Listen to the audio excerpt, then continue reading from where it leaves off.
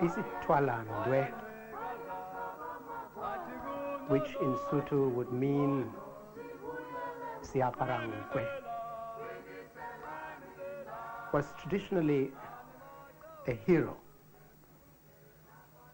who had been decorated with the feathers of the bird Ingwe, the blue crane. This was a most beautiful but very rare bird, very difficult to find. And its plumes, which were gorgeous, were used to decorate those who had the rare quality of distinction in service, especially those who had distinguished themselves heroically in times of war and otherwise in society.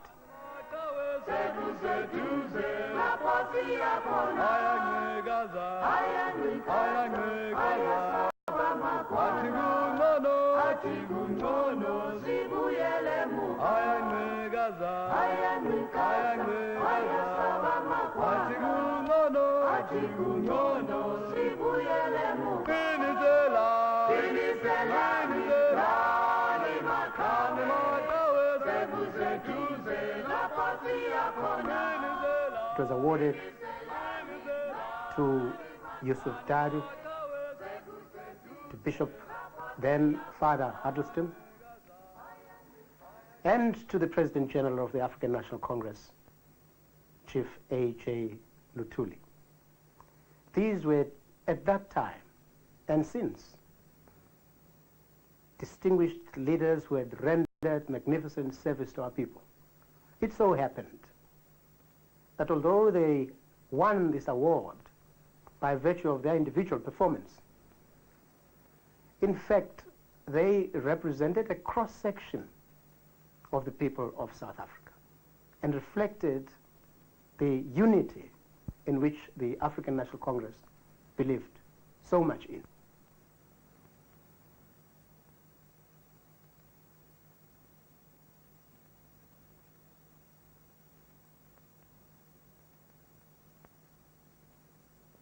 It can undoubtedly be said that it was, to date, a very significant landmark in the struggle for national liberation and social emancipation of our people. It, I think, marked the highest development in the unity and struggle of all the national groups, African, colored, Indian, and including white Democrats who subscribed to the policy of the African National Congress. The major national organizations of the people were involved in it. The ANC, South African Indian Congress, the South African Congress of People's Organization, Colored People's Organization, and the South African Congress of Democrats. And of course, later on, when SACTU was formed, the South African Congress of Trade Union, it also was involved actively in this whole campaign of for the Congress of the People. The eventual outcome of the decisions of this COP was the now well-known Freedom Charter. The unity call has persisted throughout the struggle of the African National Congress. It found increased expression in 1952 when we called for the defiance of unjust laws by the oppressed. That defiance campaign, which was a reaction to the vicious policies of the newly proclaimed apartheid regime, drew the support not only of the non-whites, as we called them at the time, but it attracted the support of genuine Democrats among the white population, among the voters. It was intended to do that. From this great victory in which the population of South Africa had been aroused in unity, we moved to a call for a Congress of the people. All people then assembled in Kliptown for the Congress of the People.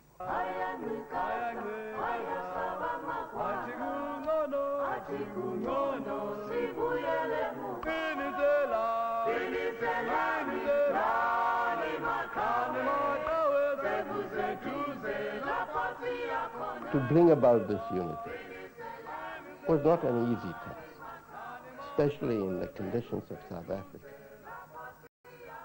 with a racist regime in power all the time, trying to create divisions among the people, keeping them apart. Of course, now it's apartheid. It was segregation in the old days, before the nationalists came into power. But whatever it was a question of the super exploitation of the black people as a labor force to bring about the highest profit for the industrialists, for the mine magnates, and so on.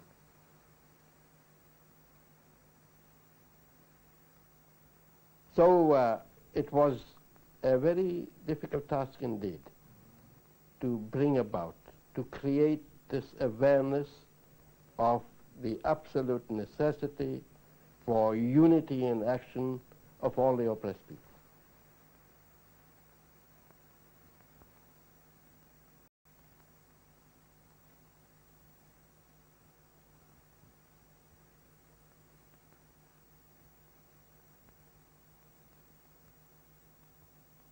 It was very important for us to be able to try to draw the colored community closer to the mass movement of the African people.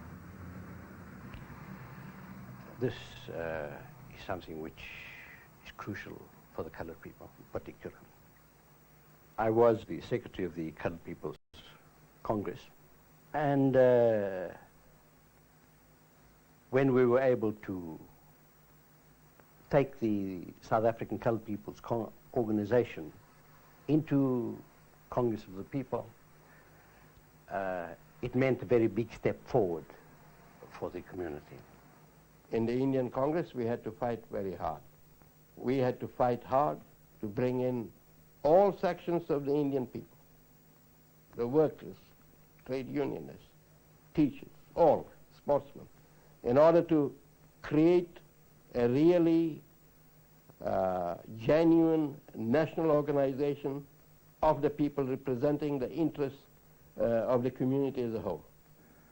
I myself was working at the Ren Steam Laundry in Johannesburg.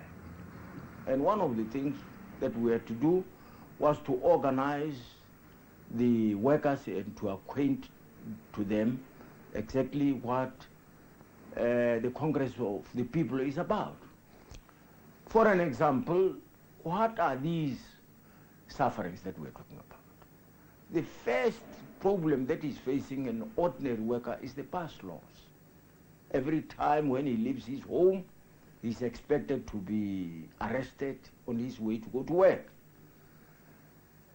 In the evening when he leaves, or during lunchtime, he can be arrested at any time. Generally, if he has to look for a job, he has to get a permit. When he looks for a house, he has to get a permit. All these things combined together, they are a cancer in the mind of an ordinary worker.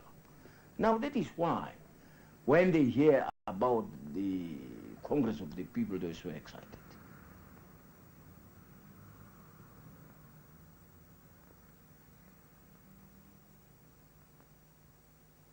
in order to achieve the objective of this Congress of the People, it was necessary that all the section of the people should be interviewed, be organized, so that they can then bring their demands. The Congress of the People organizers and the leadership, in fact, had invited, apart from the ordinary masses, had invited all organizations in South Africa, including, for that matter, the Nationalist Party of Dr. Malan and the United Party. They were also invited to attend. But of course, they feared to present themselves to the masses. They never attended. There was also the question of organizing rural areas, farm laborers. Not only the rural areas and the farms, the factories, the mines. Although the South African laws do not allow mine workers to be organized, but in this instance, the organizers of the Congress of the People made it absolutely clear that at least they were going to organize the mines.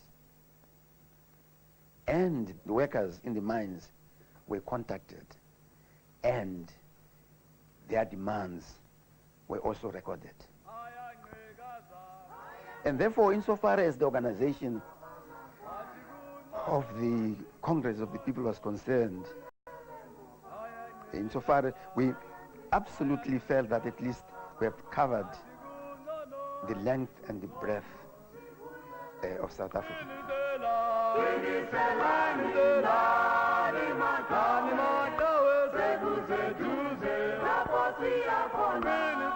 I myself was a delegate from the Congress of Democrats.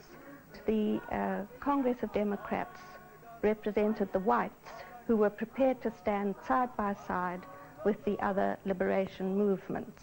The slogan of the Congress of the People was a delegate from every town, every suburb, and every village. And of course there were even more than that, because the factories elected delegates, and every little group of people. Everywhere that one had a meeting, people put forward their demands, which were to be incorporated in the Freedom Charter. And these were then sent up to head office in Johannesburg. And people mainly, their main demand, their biggest demand, was against the pass laws, because it was at this time that the government was trying to extend them to African women as well. And it was the biggest gripe, as it still is in South Africa. And besides the pass laws, there was Bantu education, which had been introduced a few years earlier. There was high rents. There were all the different things, forced removals, many different issues that affected the people. Our aim was to get the demands of the people of Isithwalandwe of how they would like to live in South Africa. At that time, our campaign was to mobilize women to resist against the pass laws. And of course we got tremendous support from women in particular, because they knew already the sufferings of pass laws. Many women had their husbands arrested, their sons arrested, and some of them had had their sons or husbands dying in the farm labor camps, only because of being arrested for a pass. But at the same time, we had also to campaign against the removal that was to take place, that was the removal of the western areas by the Nationalist Party. This campaign brought in many leading figures around Sophia town. And I would mention Father Trevor Huddleston, who really led the campaign against this removal. Father Huddleston was loved by many of us in Sophiatown because during his stay in Sophiatown, he had the love for the people of Sophiatown. And during the removal, he was also going from street to street, talking to people, calming people down. These were people that were absolutely part of me and were my flock, and nobody could stop me because I had a real position of authority in terms of the church. In those days, of course, we were virtually the only whites anyhow living in Sophiatown. There was a small Roman Catholic mission down the road, but there we were. And of course then the removal scheme started, and we really went to town on that one because we were able to rally a great deal of support, I mean tremendous lot of support really. And then of course when the bulldozers came in and the police came in and so on, then it was necessary really to oppose it face to face.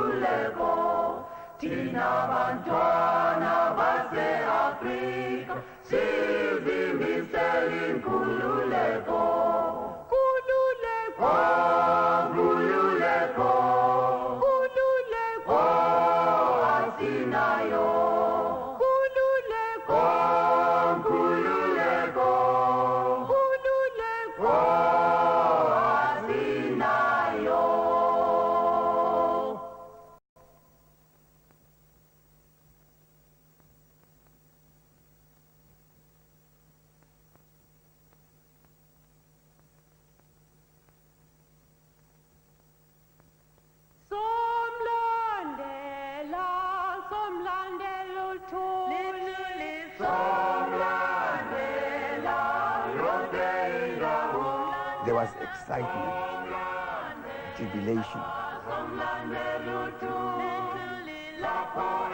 There was ululation of women singing of freedom songs.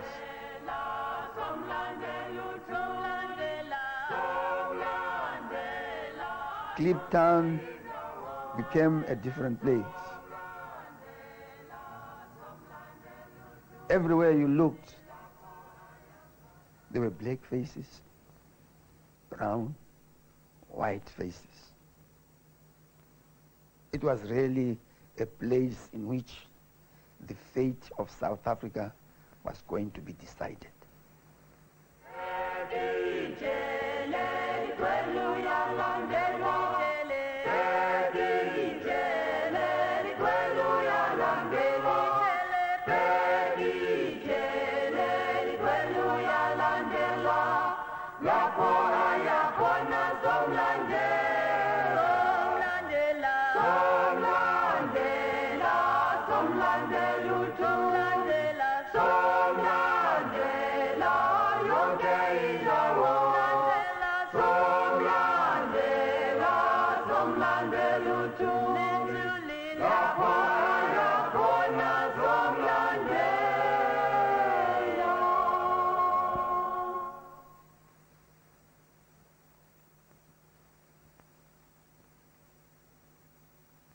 Well, June the 25th, 1955 is one of the most memorable days in my life, I think, because it's one of the most memorable days in the history of South Africa.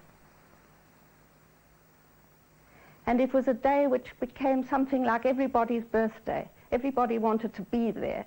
They wanted to see what was happening, how it was going to happen, what action the police would take, if any, what our reaction would be. It was just the most marvelous occasion. It's something that I've always been able to look back on with great pride and also with great joy.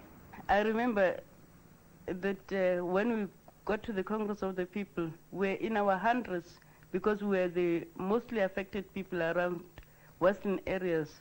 And we came in busloads, and hundreds of us were carrying placards and singing and carrying the African National Congress flag. And of course our demands were included. And to us this meant a lot, because here we were a community which was threatened with houses being demolished, schools being closed. This is how we saw the Congress of the People.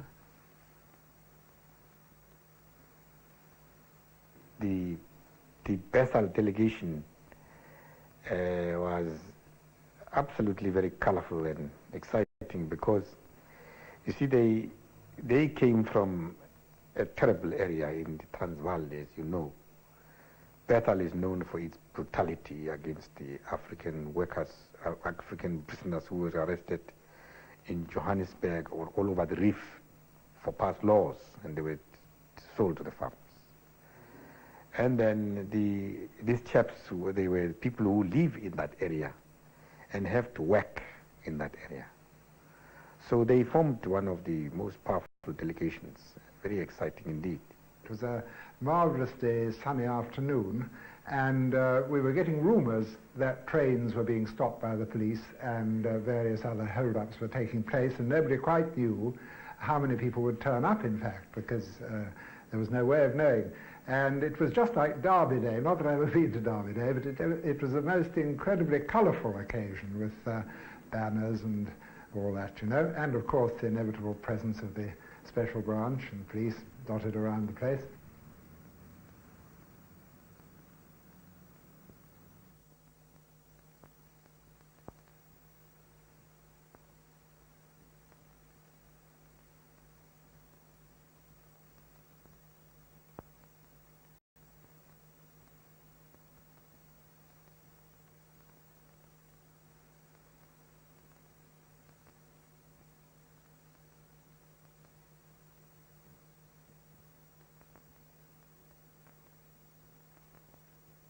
For me, of course, the whole situation on that day when the Isithwalandwe award was being made is tremendously evocative still, because I can see it all so clearly.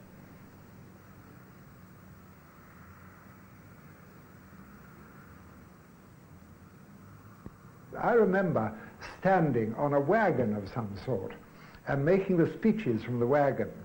And of course the great thing that one was waiting for were the two other recipients of the Isithwalandwe award. I hadn't known anything about this until very close up to the time. Of course the chief, Lutule, and Dadu. And I was hoping very much to be there with them, because I knew Dadu. I didn't really know Albert Lutule very well, because I was based on Johannesburg, he was based in Durban. And so we were all looking forward to this, and then of course the news came through that there was no way of getting them there. So I was the only person actually to receive the award, and naturally for me it is something totally unique, which I've kept carefully all through the years. Isithwalandwe is a designation that I must say I very greatly prize and honor. When the police came, they invaded the ground and they arrested a number of us. And other people arrested for passes, others were arrested for various things. They were trying to interfere with the proceedings. I must say that, you know, that was the time when the spirit of our people was very, very high. Very, very high indeed. Discipline was very strong. Otherwise, had it not been of that, we could have had very serious clashes between our people and the police. Because some people were trying to provoke this, but we prevented that. We managed to control them. I was involved, together with a few others who were drawn from the other members of the Congress Alliance, at the work at the credentials tables. Our task was to register and record all the delegates as they came in. Of course, it wasn't a particularly easy task because, as the record goes, more than 3,000 delegates attended the Congress, and each and every one of them had to pass through us. Now, as is known, of course, on the day they raided, naturally, as they were surrounding the place, they came to us with the hope of collecting whatever material there was for themselves. They found very little, because they say we ourselves were very careful because we're always expecting this type of raid. And this was the first time, literally, that those of us who were working at the Congress credentials tables actually got the opportunity of attending the Congress itself, because a different set of credentials officials had taken over, actually set up their own tables and had started the process of recording people's names. But this set of credentials officials was not the friendly type, but composed, of the police.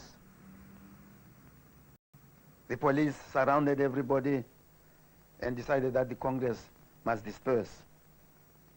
But the work of the Congress was completed long before the police came. We had achieved what we wanted. Now, this Freedom Charter enshrines in its clauses the aspirations of all sections, of all strata of the people of South Africa, black and white. Whether it be mine workers or rural workers, farm laborers, small peasants, workers in industry, in the factories,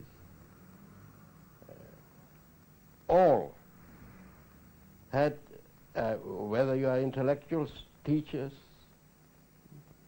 professional men, small businessmen, and even some bigger commercial men among the black people, that the clauses of the Freedom Charter enshrine in it their aspirations for a free, democratic South Africa, which will bring to an end, absolute end, racialism and racial oppression. That is what the Freedom Charter stands for. And that document is as valid today as it has been when it was adopted in 1955. It was June 26 at about 4 o'clock when actually the people adopted the Freedom Charter. The South African police, the army, converged and surrounded the people, the Congress. And of course, as usual, our people were calm, dignified. The fascist police came, surrounded the whole area, and of course, they were carrying guns, weapons. They moved towards the platform and they cocked their guns. The people started singing liberation songs. And of course, at this time, you cannot avoid to remember some of the gallant activists, workers of the African National Congress. I've got in mind here great women like Idam Twana. When the police came, she started a song, and the whole Congress joined in.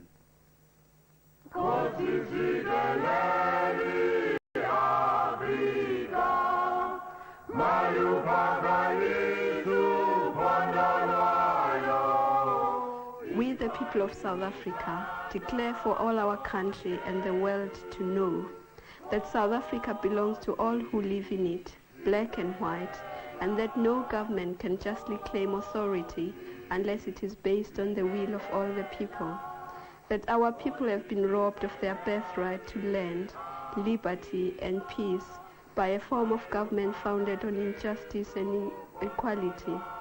That our country will never be prosperous or free until all our people live in a brotherhood, enjoying equal rights and equal opportunities. That only a democratic state, based on the will of all the people, can secure to all their birthrights without distinction of color, race, sex, or beliefs.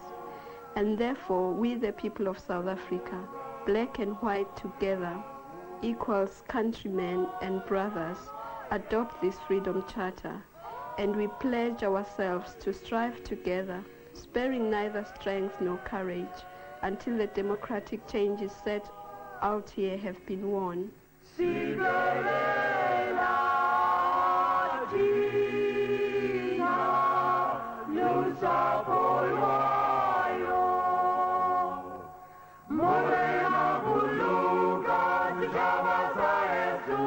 The doors of learning and culture shall be opened. The government shall discover, develop, and encourage national talent for the enhancement of our cultural life. There shall be houses, security, and comfort. All people shall have the right to live where they choose, to be decently housed, and to bring up their families in comfort and security. There shall be peace and friendship. South Africa shall be a fully independent state which respects the rights and sovereignty of nations.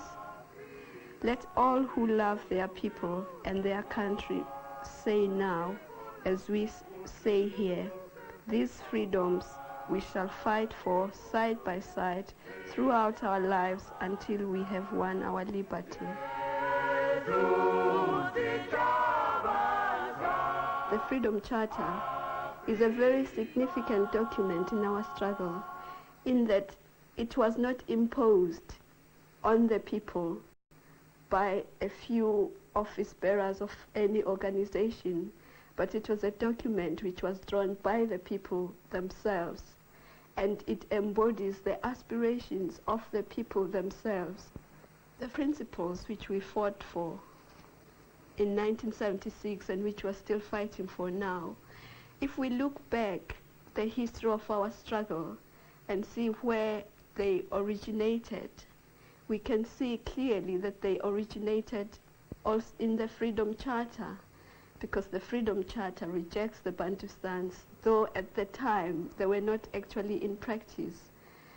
It talks about freedom of education, housing, freedom to work, to stay where you like, and all these ideas were originated in the Freedom Charter, but are now being carried on by people who may consciously or not consciously be aware that they are taking those ideas from the Freedom Charter.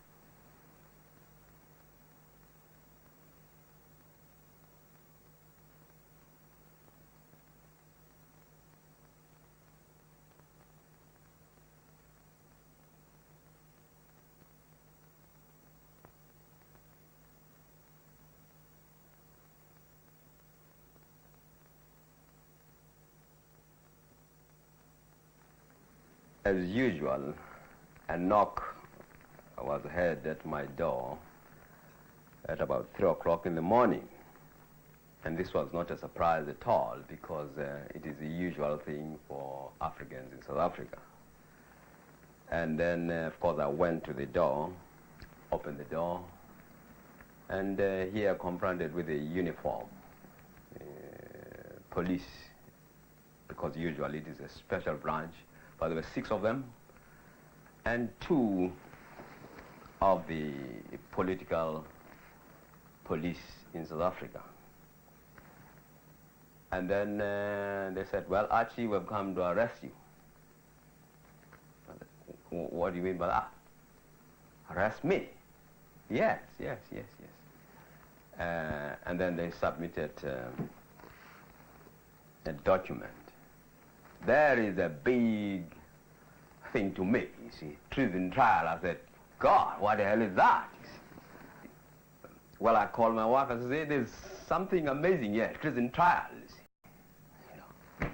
And I don't understand it, you see. It's amazing indeed. And everybody was surprised, and there was a commotion in the room because, well, we accept the raids as a daily thing, but when it's a treason trial, then it means a complete different thing altogether, you see.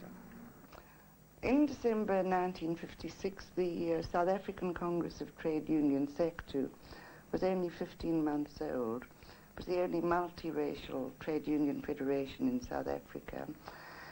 And of course it was a signatory to the Freedom Charter. Now, we came to work between 8:30 and 9 on the morning of the 6th to be greeted by the African cleaner in tears. And he said, there's big trouble. This was the first we knew about it. And he told us that the police had come with our president and general secretary, both of whom who had been arrested. And we found a note afterwards in a typewriter from our president saying, please cancel this afternoon's meeting. I've been arrested on a charge of high treason. I was travelling in a train north, to the north of England, to take a meeting, and read in the evening paper that I think it was something like 156 people. I'm not good on numbers, but I think it's 156 people, all the leadership of the ANC, white as well as black, had been arrested and were on a charge of such a nature that they obviously were asking for the death penalty. And so I felt so moved by this that as soon as I had an opportunity, I sent a telegram to Ambrose Reeves, whom I knew to be very much concerned in this thing and a friend of the ANC.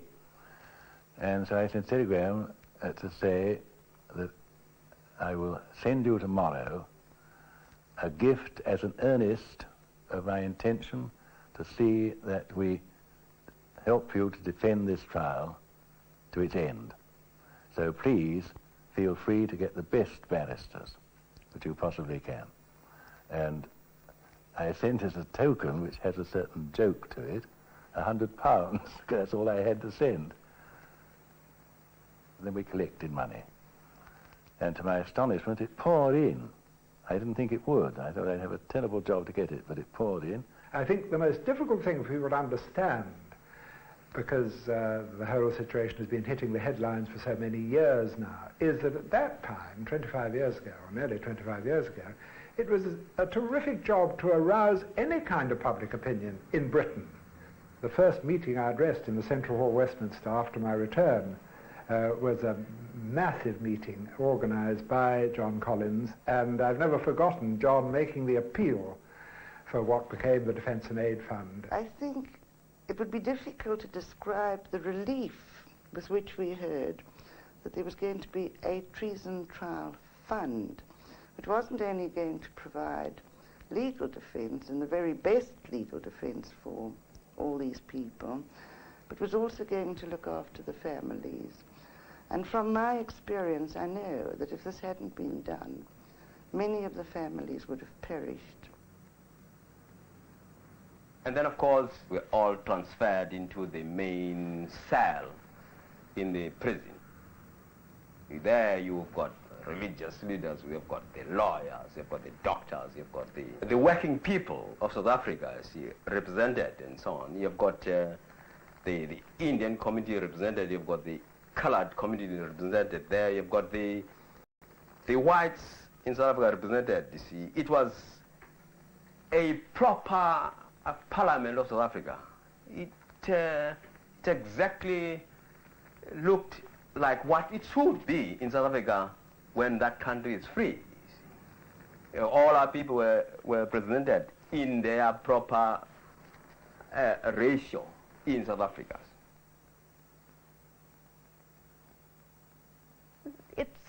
It's the being on one's own which is difficult to cope with, but once you've got people who are around you, then you draw strength from them and they draw strength from you, and things are much better.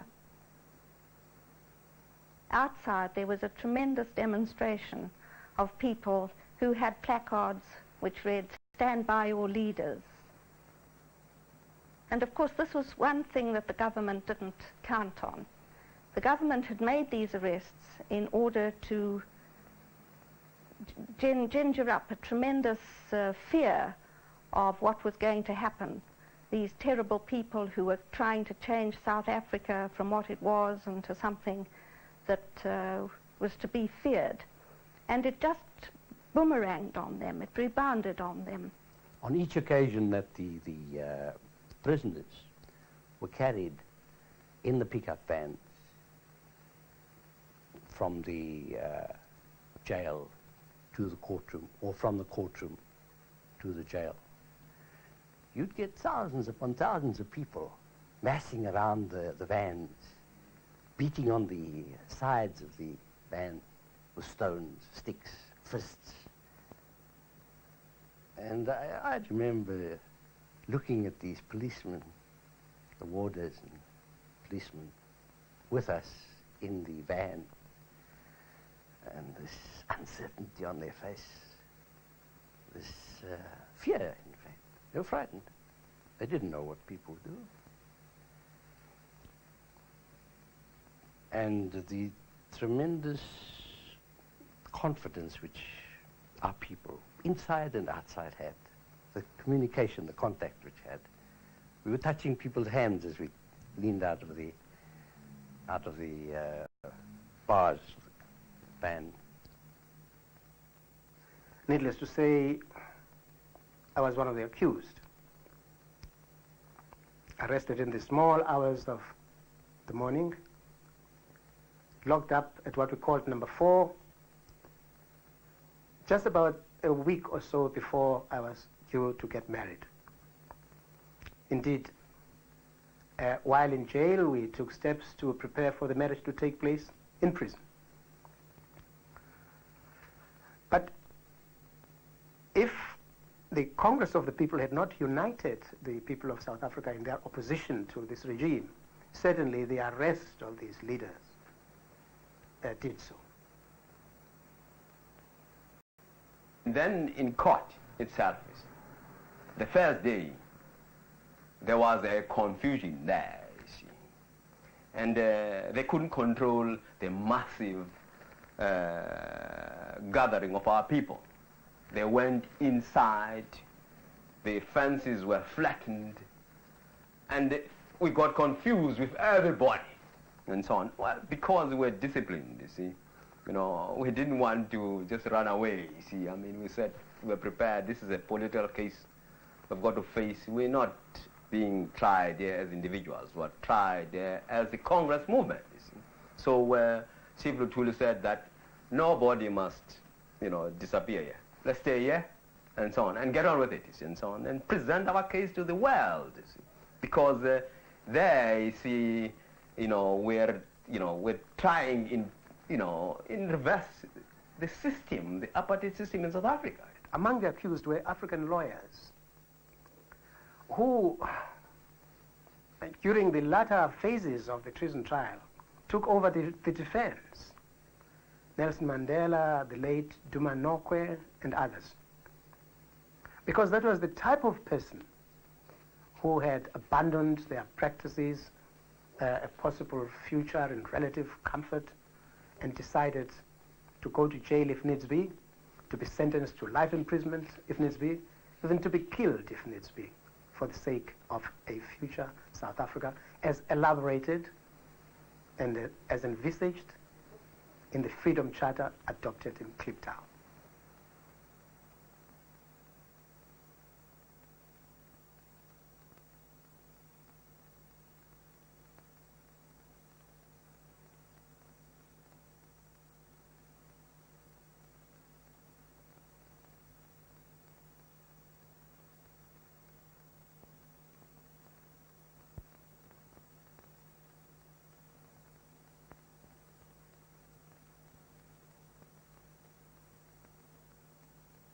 And the day of the trial coming to an end, we saw what I cannot explain to you with words. It's very difficult indeed. The excitement, the carrying of our lawyers, you see, up the air, the singing that took place there, you see, was tremendous indeed. You feel through you that you can go anywhere that the Congress tells you to go. You do anything. People were great indeed.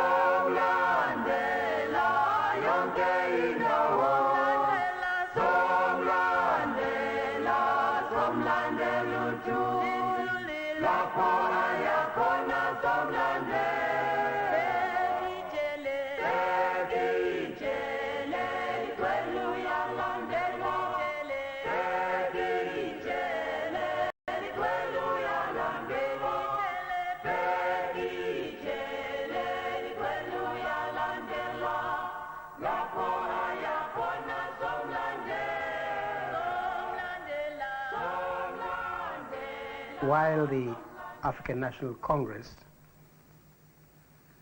was able to operate in South Africa legally, openly, it achieved a unification of the people of South Africa, mutual understanding. It created out of the people of South Africa one nation in one country with one leader. It was a recognition of this great leadership which drew the attention of the international community to the great prominence of Chief Luthuli, resulting in his being awarded the Nobel Peace Prize for 1960.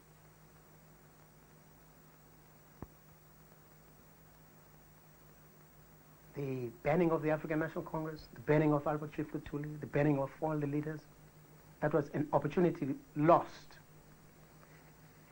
Indeed, the violence that followed 1959, Sharpeville, more arrests of people who were remotely associated with politics. Some of them had participated 15 years earlier, but not since.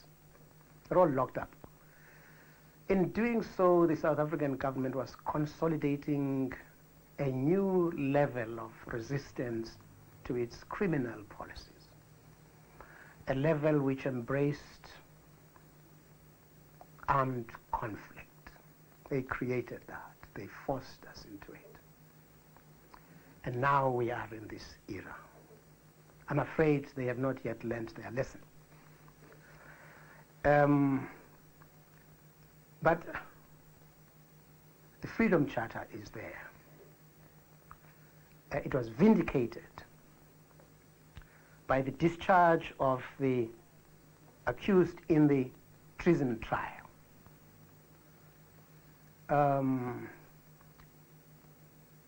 It was shown that our movement was in the interests of the future of the people of South Africa.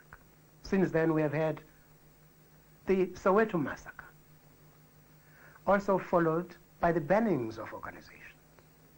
In all this, a new unity is being consolidated, greater determination. Today, we are calling for the unity not only of the people of South Africa, of all races and colors, but indeed there is a unity of the people of Southern Africa. There is even a unity of the people of all Africa, a unity of the world community in its opposition to the apartheid regime. We surely cannot lose this war. Hamba kahle mkondo, wemkondo. amagaze mkondo mkondo wesizwe thina bantu mkondo simisele ukuwabulala wona amabhulu thina bantu mkondo simisele ukuwabulala wona amabhulu